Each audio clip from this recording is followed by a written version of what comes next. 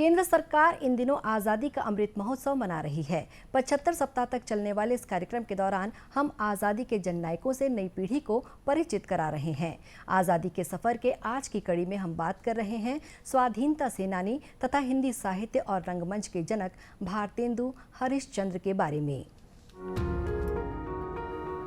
निज भाषा उन्नति है सब उन्नति को मूल, बिन निज भाषा ज्ञान के मिटत न ही को सूल।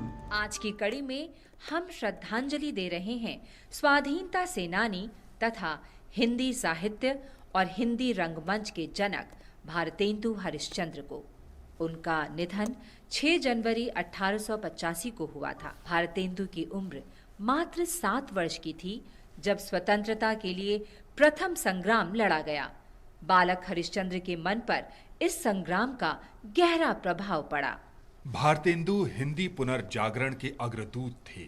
हिंदी देशी राष्ट्रवाद का श्रेय भारतेंदु को ही दिया जाता है। उन्होंने ऐसा जन आंदोलन चलाया जिसकी परिणति लोकप्रिय नारे हिंदी, हिंदू, हिंदुस्तान के रूप में हुई। उन्नति पूरी है तभी जब घर उन्नति होए। उनकी पत्रिकाओं में ब्रिटिश सरकार की दमनकारी नीतियों की कड़ी आलोचना की जाती थी। हरिश्चंद्र ने लोगों की दुर्दशा, देश की गरीबी, पराधीनता, अमानवीय शोषण, मध्यम वर्ग के असंतोष और देश की प्रगति के लिए ललक का प्रतिनिधित्व किया। उनके अंधेर नगरी नाटक का मूल सार अंधेर नगरी चौपट राजा टके सेर भाजी टके सेर खाजा है, जो अतार्किक और निरंकुश ब्रिटिश सरकार पर व्यंग है।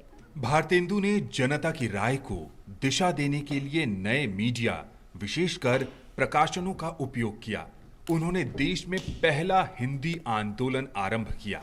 खड़ी बोली में लिखे उनके नाटक, कविताएं, गद्य और पत्रिकाएं उत्तर भारत में व्यापक रूप से वितरित किए जाते थे। खड़ी बोली को पहले आंतरिक बोली माना जाता था, लेकिन भारतेंदु की पत्रिकाओं के माध्यम से वो देश भर में शिक्षित जनता तक पहुंची। सूचना और प्रसारण मंत्रालय हिंदी जनसंचार में मूल लेखन को प्रोत्साहित करने के लिए 1983 से भारतेंदु हरिश्चंद्र पुरस्कार प्रदान करता रहा है।